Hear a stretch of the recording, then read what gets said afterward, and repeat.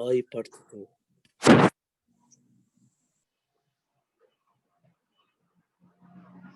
Okay, we're going to continue with To Kill a Mockingbird, page 163. I'm sorry, 162 of the PDF. If you remember when we stopped reading, Miss Maudie had asked Miss Stephanie, where are you going? And Miss Stephanie replied to the Jitney Jungle. The Jitney Jungle is a large supermarket. So Miss Maudie pretty well had the idea that that is not where Miss Stephanie was going, okay? So, Bamika, will you read, please, starting here? Yes, Miss Em, just give me 1 second.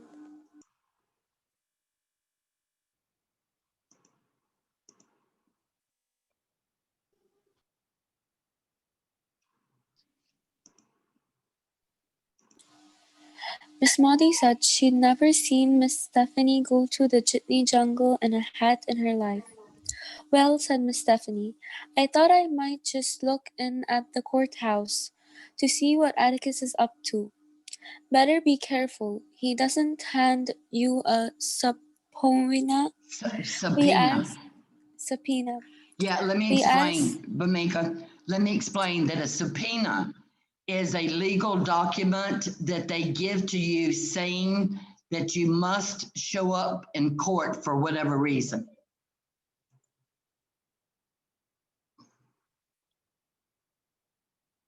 Go ahead, Bamika.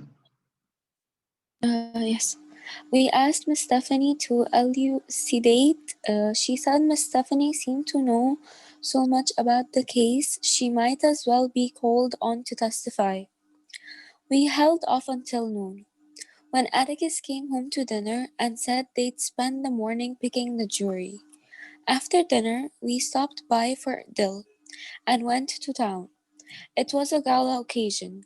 There was no room at the public hitching rail for another animal. Mules and wagons were parked under every available tree. The courthouse square was covered with picnic parties, sitting on newspapers, washing down biscuit and syrup with warm milk from fruit jars. Some people were gnawing on cold chicken and cold fried pork chops. The more affluent chased their food with drugstore Coca-Cola in bulb-shaped soda glasses. Greasy-faced children popped the whip through the crowd, and babies lunched at their mothers' breasts. In a far corner of the square, the Negroes sat quietly in the sun, dining on the sardines, crackers, and the more vivid flavors of Nihi Cola. Mr. Dolphus Raymond sat with them. Jim, said Dill. He's drinking out of a sack. Mr. Dolphus Raymond seemed to be so doing. 2 yellow drugstore straws ran from his mouth to the depths of a brown paper bag. Ain't ever seen anybody do that, murmured Dill. How does he keep up what's in it? Jim giggled. He's got a Coca-Cola bottle full of whiskey in there. That's so not to upset the ladies. You'll see him sip it all afternoon. He'll step out for a while and fill it back up. Why's he sitting with the colored folks? Always does. He likes 'em better. He likes us, I reckon. Lives by himself way down the near county line. He's got a colored woman and all sorts of mixed chillin'. Show you some of him if we see him. He doesn't look like trash, said Dill. Okay, Bamika, stop for a minute, baby. Yes. I want you to pay attention here. They're talking about this man, Mr. Dolphus Raymond, okay? And he kept sipping something out of a sack, a paper bag with 2 straws. So Deal said he had never seen anyone do that. So Jim explained to him that inside that sack was a Coca-Cola bottle filled with whiskey. And he didn't want to bring it out of the bag because he didn't want to upset the ladies, okay? And so Deal asked Jim, why is he sitting with the colored folks? So Jim explained that he liked them better than he liked the white folks. He said he lives by himself way down near the county line. He's got a colored woman and all sorts of mixed children. That means that he and the colored lady has black mixed children, okay? At this point, Jill says, he doesn't look like trash. So I want you to understand during this time, in Jill's mind, some like a white man that lives with a colored woman was considered to be trash. Okay. All right, Bamika, I'm sorry. Go ahead, babe. Yes. Then why does he do like that? That's just his way, said Jim. They say he never got over his wedding. He was supposed to marry one of the Spencer's ladies, I think. They were gonna have a huge wedding, but they didn't. After the rehearsal, the bride went upstairs and blew her head off. Shotgun. She pulled the trigger with her toes. Did they ever know why? No, said Jim. Nobody ever knew quite why Mr. Dolphus. They said it was because she found out about his colored woman. He reckoned he could keep her and get married too. He's been sorta drunk ever since. Though he's real good in those chillin'. Jim, I asked, what's a mixed child? Half white, half colored. You've seen him, Scout. You know that red, kinky-headed one that delivers from the drugstore? He's half white. They're real sad. Sad, how come? They don't belong anywhere. Colored folks won't have them because they're half white. White folks won't have them because they're colored. So they're just in betweens, don't belong anywhere. But Mr. Dolphus, now, they say he shipped two of his up north. They don't mind him up north. Yonder's one of 'em. A small boy clutching a Negro woman's hand, walked toward us. He looked all Negro to me. He was rich chocolate with flaring nostrils and beautiful teeth. Sometimes he would skip happily, and the Negro woman tugged his hand to make him stop. Jim waited until they passed us. That's one of the little ones, he said. How can you tell? Asked Dill. He looked black to me. You can't sometimes, not unless you know who they are. But he's half Raymond, all right? But how can you tell? I asked. I told you, Scout. You just have to know who they are. Well, how do you know we ain't Negroes? Uncle Jack Finch says we really don't know. He says as far as he can trace back, the Finches ain't. But for all he knows, we might have come straight out of Ethiopia during the Old Testament. Well, if we came out during the Old Testament, it's too long ago to matter. That's what I thought, said Jim. But around here, once you have a drop of a Negro blood, that makes you all black. Hey, look! Some invisible signal had made the launchers on the square rise and scatter bits of newspaper, cellophane, and wrapping paper. Children came to mothers, babies were cradled on his hips, as men in the sweat-stained hats collected their families and herded them through the courthouse doors. In the far corner of the square, the Negroes and Mr. Dolphus Raymond stood up and dusted their breeches. There were few women and children among them, which seemed to dispel the holiday mood. They waited patiently at the doors behind the white families. Okay, Bamika. Thank you, baby. Welcome. All right, so does everyone understand what Bamika just read to us about Mr. Dolphus Raymond especially? Yes. Okay, and about what happened to the first woman that he was supposed to marry? She killed herself, okay, on the morning of the wedding because she found out that he also on the side had a Negro woman. And I guess she just could not live with the idea of that. Anyhow, she went upstairs and killed herself. Okay. Selma, will you read, please?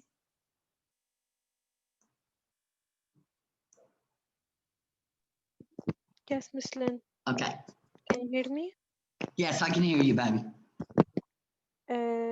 Let's go in, said Dell. Now we better wait till they get in. Atticus might not like if he sees us, said Jim. The Maycomb Country Courthouse was faintly um, rem- rem- Reminiscent. reminiscent of Arlington in one respect. The concrete pillars supporting its south roof were too heavy for the light burden. The pillars were all that remained standing when the original courthouse burned in 1856. Another courthouse was built around them.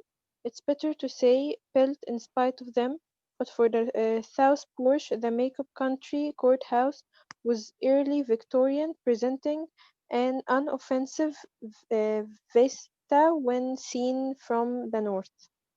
From the other side, however, Greek Revival columns clashed with a big 19th century tower housing a rusty, unreliable instrument, a view indicating a people determined to preserve every physical scrap of the past. To reach the courtroom on the second floor, one passed sun-dry, sunless county, County. uh, county, uh, copyholds, the tax assessor, the tax collector, the county clerk, the county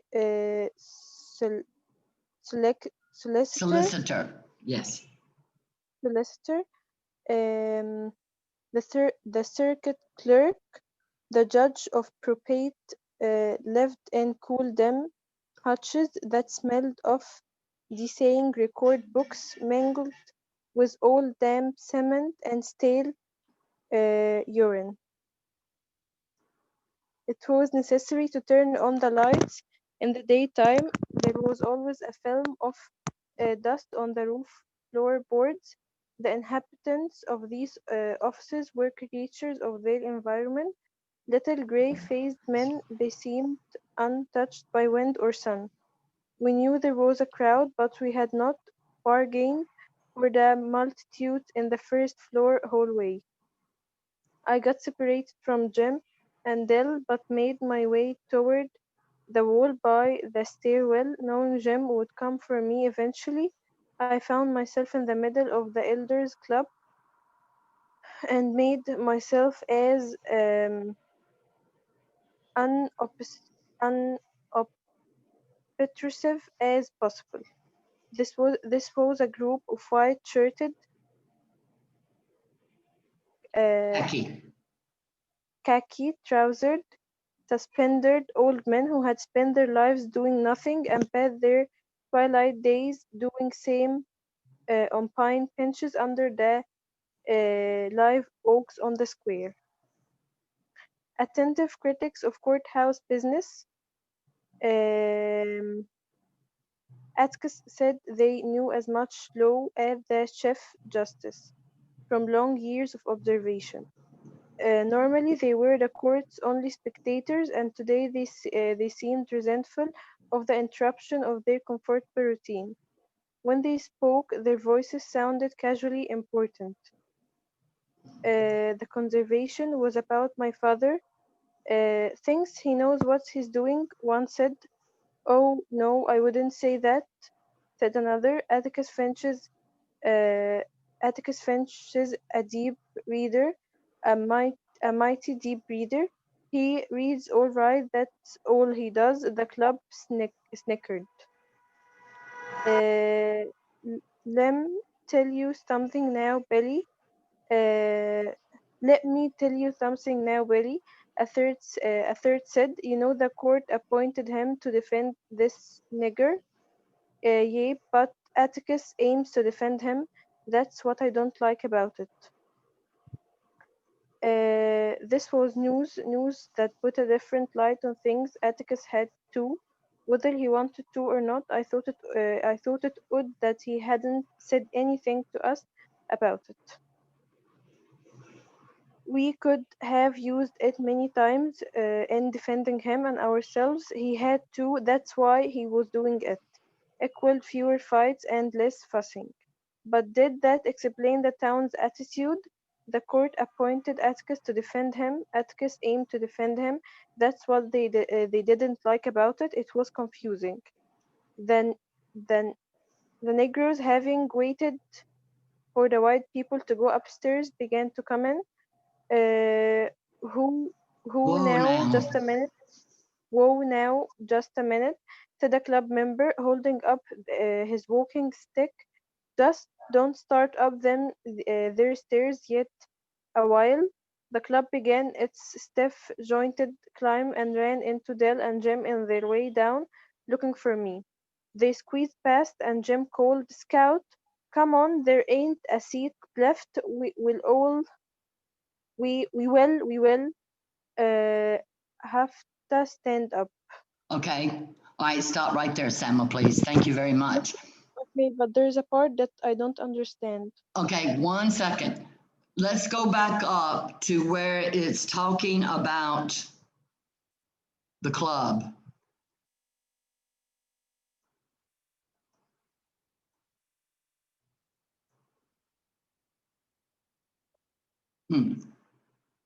Okay, go ahead and ask your question, baby.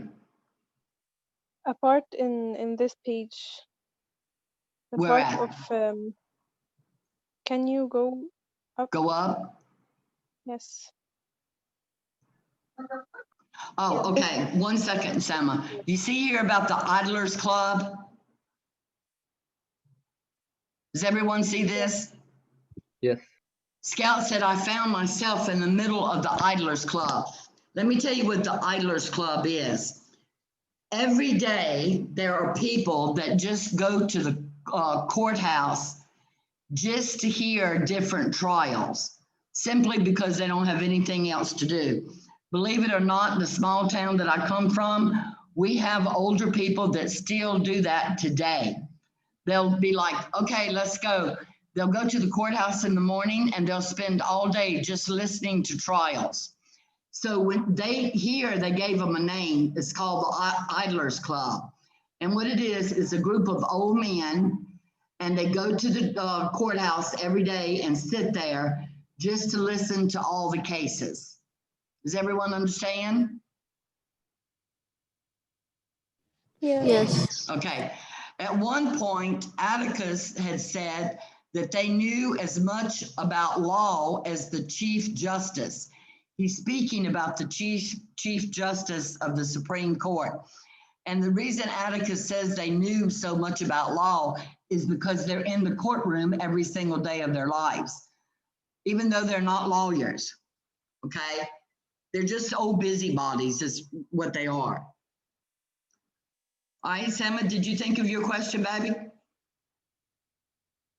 Yes, miss, thank you. You're welcome, babe. All right, anyone else have anything that they didn't understand? You need to ask a question. Okay, so let's see, where did you stop, Selma? Oh, wait. Okay, does everyone know what a jury is?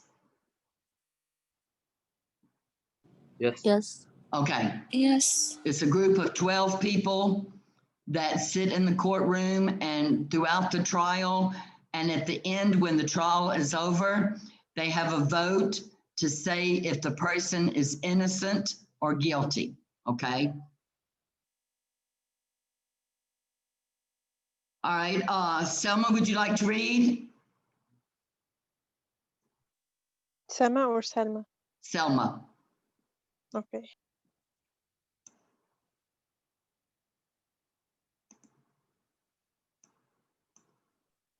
Yes.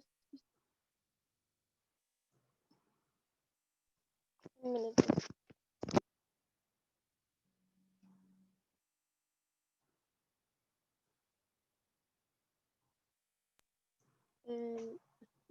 Luca there now, he said irritably. as the black people We served can't hear you, upstairs. baby.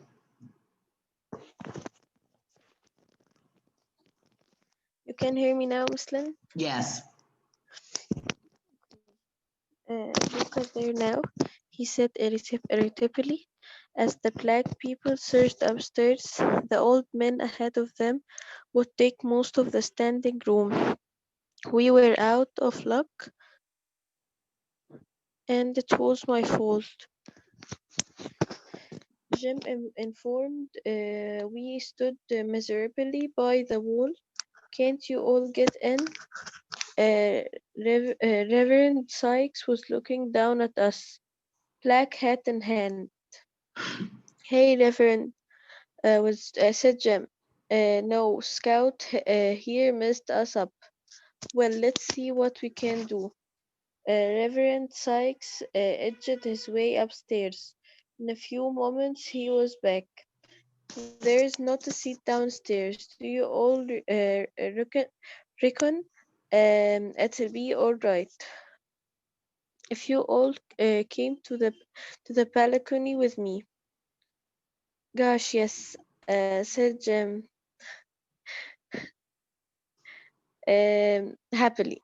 We spent ahead of Reverend Sykes to the counter room to the courtroom floor. There we went up a covered staircase and waited at the door. Reverend Sykes came puffing behind us and steered us gently through the black people in the balcony. Four negroes rose and gave us their front row seats. The colored balcony ran along three walls of the courtroom like a second-story veranda. And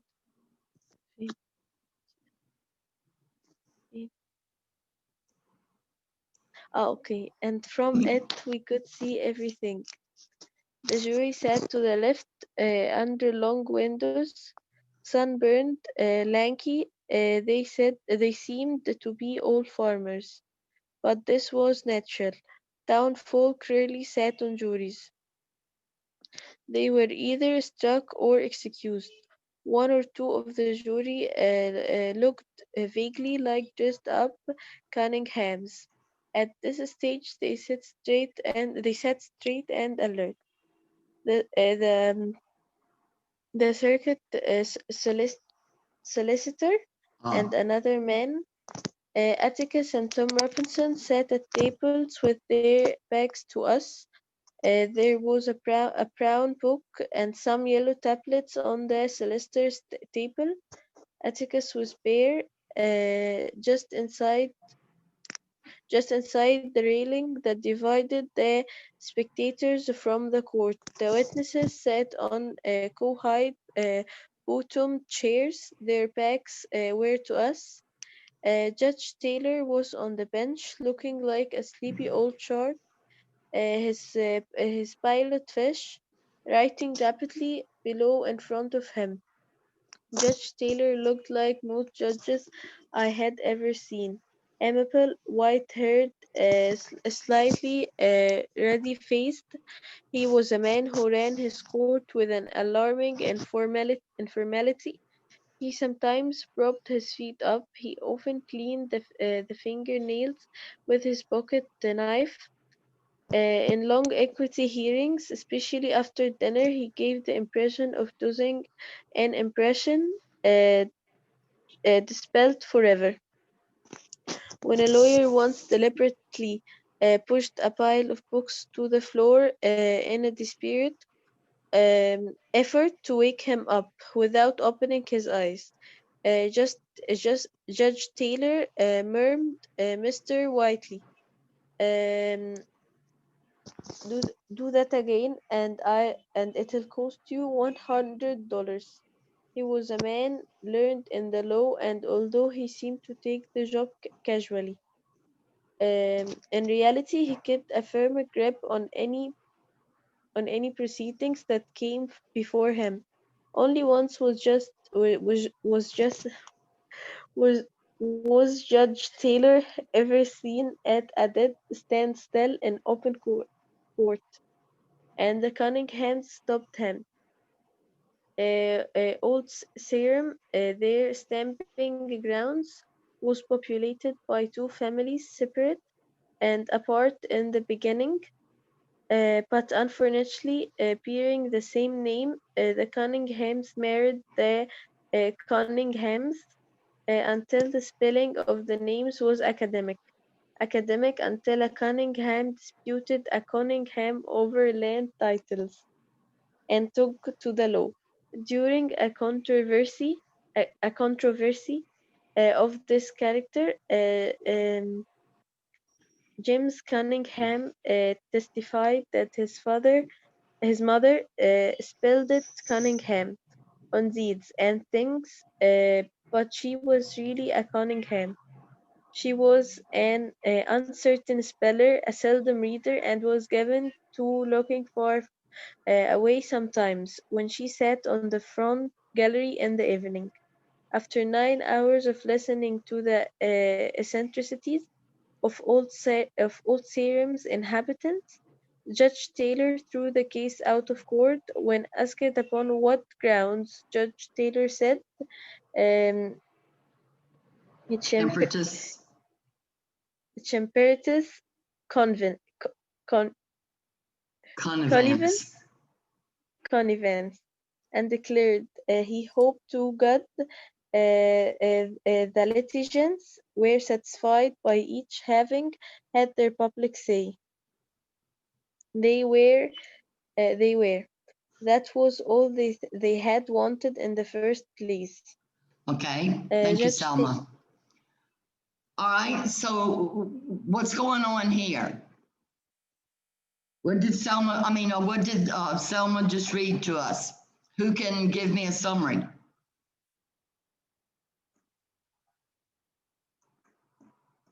Selma, you want to try? what I understood that they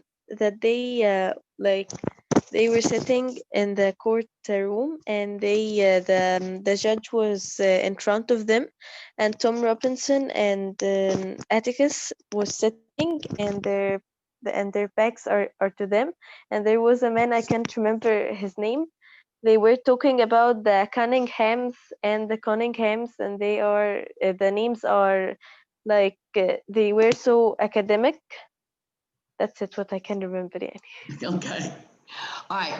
First of all, for the most important part, it explained what kind of man the judge is, especially in the courtroom.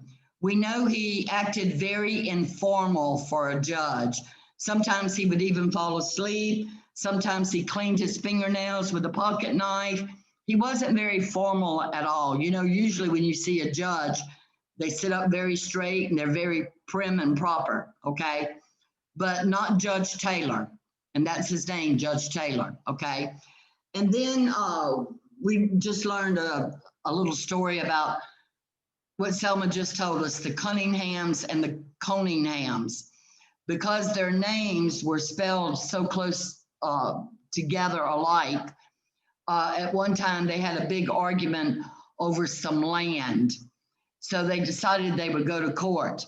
Well, the judge thought it was ridiculous, and in the end, he threw the whole case out of court. Okay, and that's about it. Mostly it explained the judge.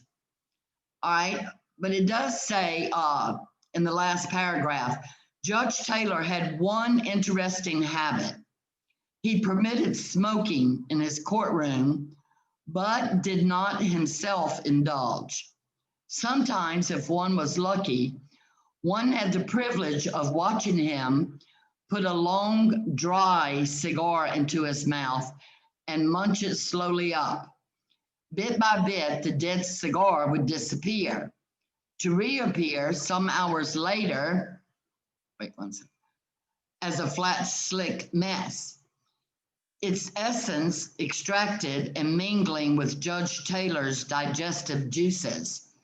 I once asked Atticus how Mrs. Taylor stood to kiss him, but Atticus said they didn't kiss much. The witness stand was to the right of Judge Taylor. And when we got to our seats, Mr. Tate was already on it. Okay. All right. So now we're going to begin chapter 17.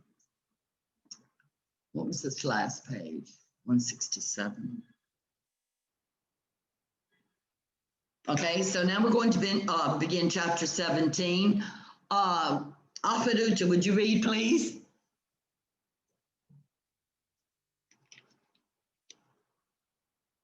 Yes, Miss. Okay.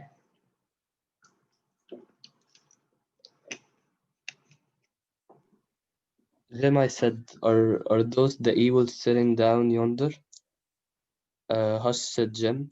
Mr. Heck Tate Testifying. testifying. Mr. Tate had dressed for the occasion. He wore an ordinary business suit, which made him look somehow like every other man. Gone were his high boots, lumber jacket, and bullet-saddled belt.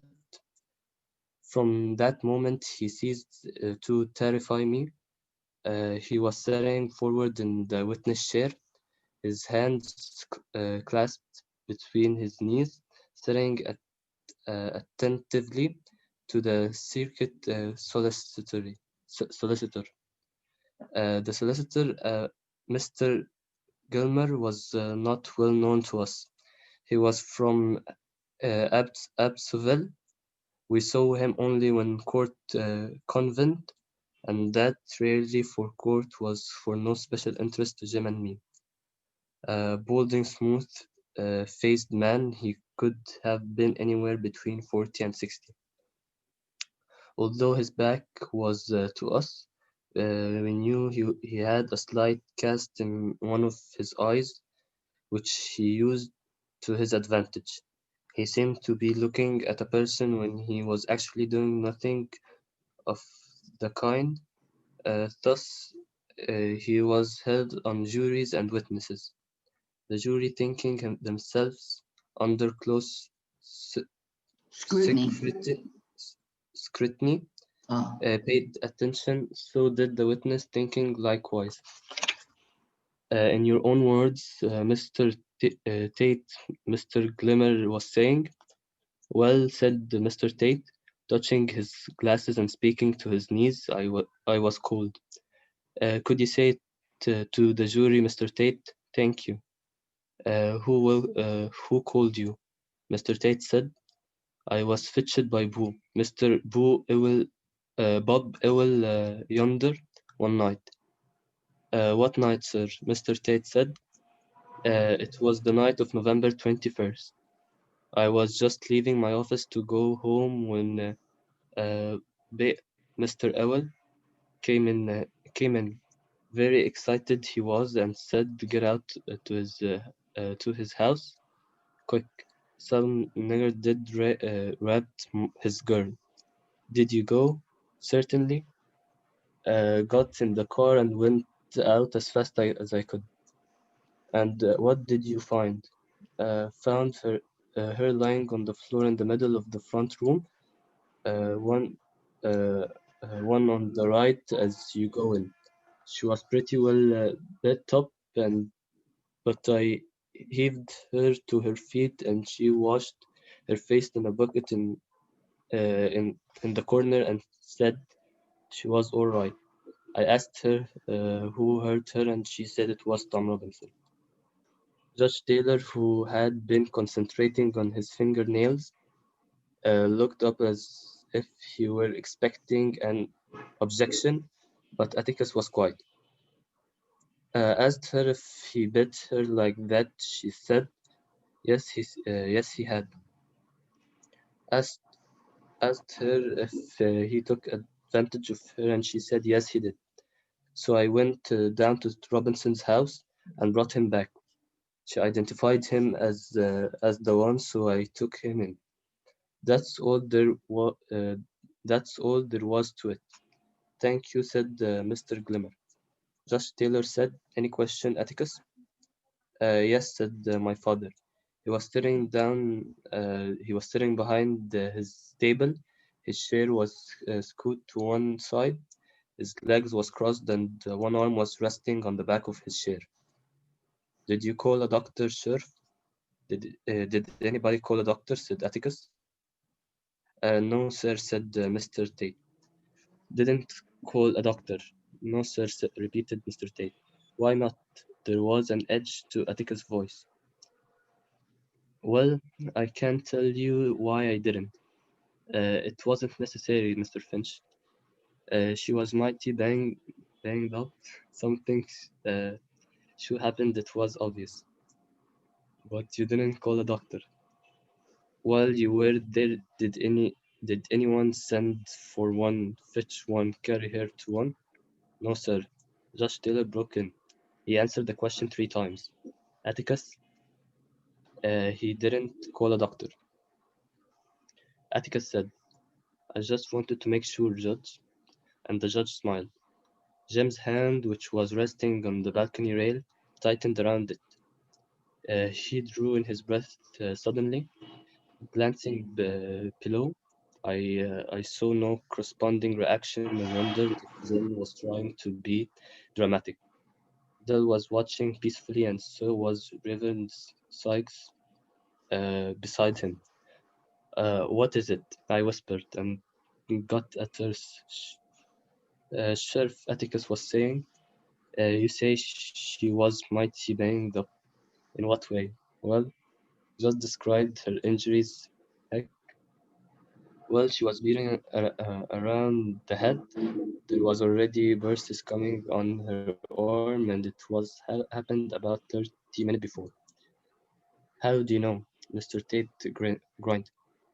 Sorry, that's what they said.